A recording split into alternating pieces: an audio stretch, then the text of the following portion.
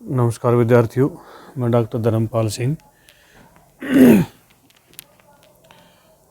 राजकीय महाविद्यालय Dausa, BA part second, paper first. आज मैं आपको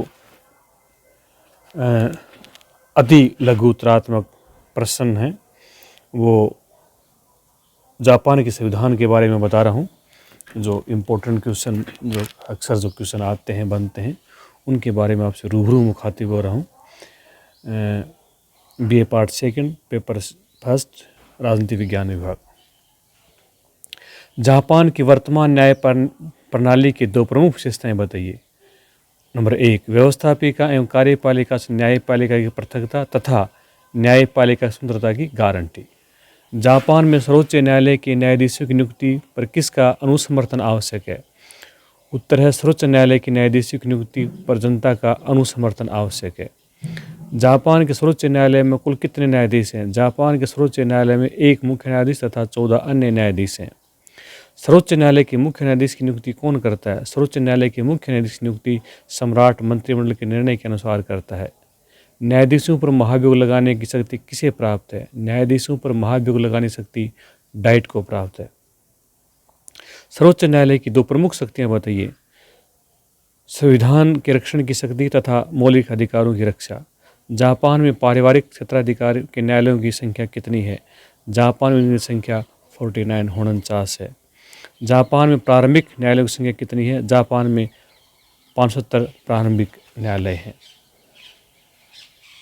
इसी संदर्भ में मैं आपसे बता रहा हूँ कि जापान के संविधान में किस अध्याय में डाइट की रचना तथा शक्तियों का उल्लेख किया गया है?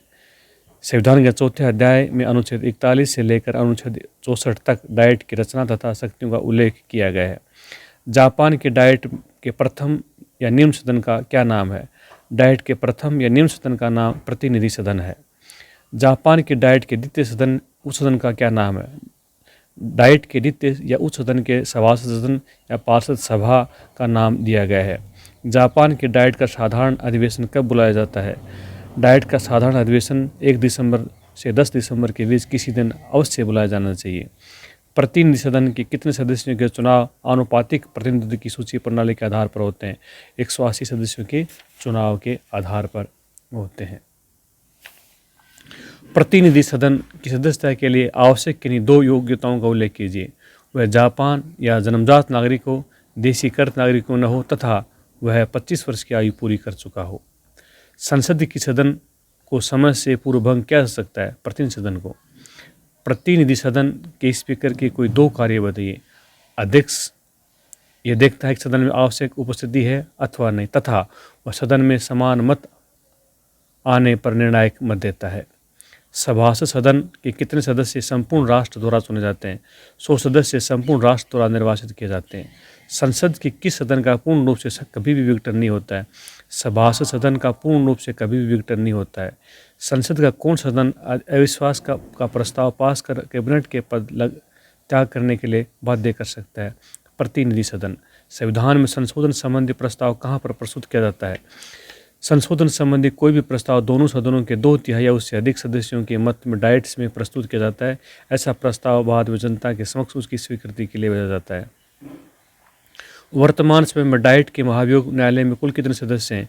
वर्तमान समय महाभियोग न्यायालय के कुल 14 सदस्य हैं। साधारण विधेयकों के संबंध अंतिम अधिकार किस सदन को प्राप्त है? प्रतिनिधि सदन को। बजट या अन्य वित्तीय सदन किस सदन से प्रस्तावित किए जाते हैं? बजट एवं अन्य वित्तीय प्रस्ताव प्रतिनिधि सदन में ही प्रस्तावित किए जा सकते हैं। डाइट में वर्तमान समय कितने प्रकार की समितियाँ हैं? डाइट में वर्तमान समय 4 प्रकार की समितियाँ हैं। स्थायी समितियाँ, विशेष समितियाँ, संयुक्त सम्मेलन समितियाँ तथा संयुक्त विधायी शक्तियाँ। डाइट की संयुक्त विधायी समिति कुल कितने से होते हैं? इसमें कुल 18 सदस्य होते हैं। विधायी निकाय के रूप में डाइट की शक्तियों के जो हास उसके तो प्रमुख कारण बताइए। वर्तमान समय में कानून निर्माण का कार्य बहुत अधिक जटिल हो गया है। डाइट के कार्यों को बहुत अधिक वृद्धि हो गई है। इसके पास समय का अभाव रहता है। तो आज हमने जापान के संविधान के बारे में जो अति लघुतरात्मक जो प्रश्न है वो बताएं, शेष कल बताएंगे। धन्यवाद।